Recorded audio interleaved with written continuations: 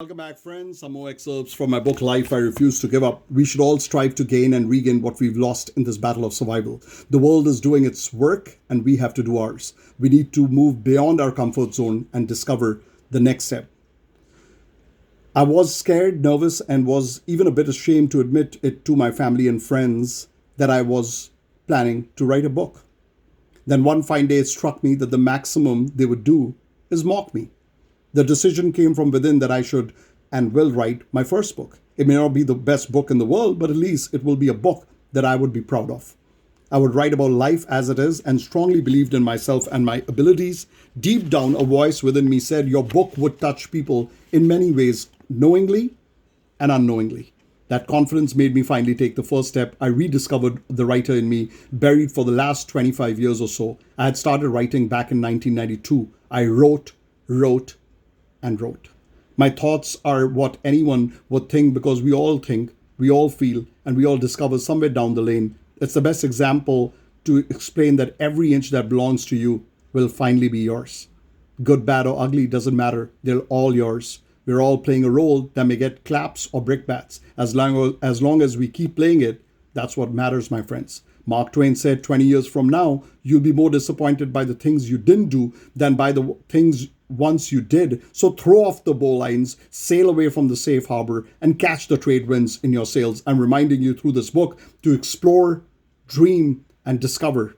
My point is that we need to just do it once. It would keep reinforcing us in all our daily chores. During the long freedom fight that India witnessed in 1947, many Indian leaders kept fighting against the British, even after knowing that they had no resources or strength to carry on this movement. What kept them going was their fight to gain freedom from the intruders, both outside as well as inside. The hero within had to be reawakened and put to this crucial test. I read somewhere that when we start dreaming, it's the first step towards planning. Our thoughts make us who we are. Negativity will bring negativity in abundance. Positivity will enhance your overall personality. All that I've written so far has been experienced in some form or the other. Life has directly, indirectly taught me many things. I thought to share it with others because this cannot be something that I have experienced. This is a story of millions who have dreamt a dream and then woken up to fulfill it.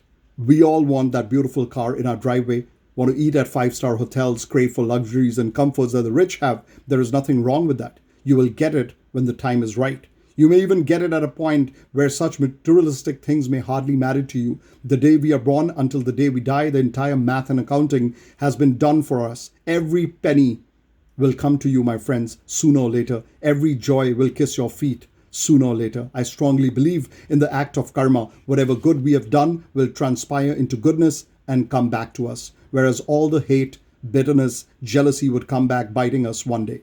People make plans to destroy others. Politicians make vague statements to impress voters. And at the end, all this will mean zilch.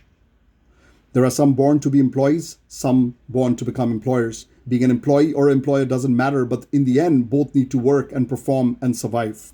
The difference is that the individual who dreamt big became the employer and the other one worked for him. I read somewhere that 3% people in the world are the ones who employ the other 97%. I don't know if this percentage is accurate, but we do need to realize that the ones who aspired to be the boss was more determined to succeed and make it big. That person has already unveiled the desire to become big and run his own show. The world talks about the India's richest man, industrialist Mukesh Ambani, whereas the guy working for him who makes a six-figure salary is unknown to this world. This in no way means that every person needs to dream big and become an entrepreneur. You may become what you wish to, what your heart desires, what fulfills your inner soul. The earlier point was made to those who bicker after 10 years that I could have, woulda, should have. I've been one of those people when I kept thinking time flew. We dream, we aspire and talk about it, but unfortunately bury it deep down for the next few years. We may do something passionately and see zero results. Sometimes we go for a run every morning with no results to boast of. We fail to win a single race in school. Instantly, we could think of it as a waste of time. But in the long run, we would realize that 1 year of running never increased our speed, but it did increase our stamina to keep running hard. Giving up in life is the easiest thing we can all do. Carrying on takes the heart of a lion. What takes time to build is worth the pain and sweat. The 2-minute noodles that are so popular in India became the rage in the 1980s because it only took 2 minutes to make it and still tasted good. But can we eat it every day? Can it be compared to the meal that your mom makes every single day, which takes an hour to or more to cook? Similarly, my friends, the longer it would take to discover your dreams, the longer they would stay with you. Instant happiness and joy fade away instantly, and consistent work delivers satisfying results in the long haul. Think about it. Life, I refuse to give up.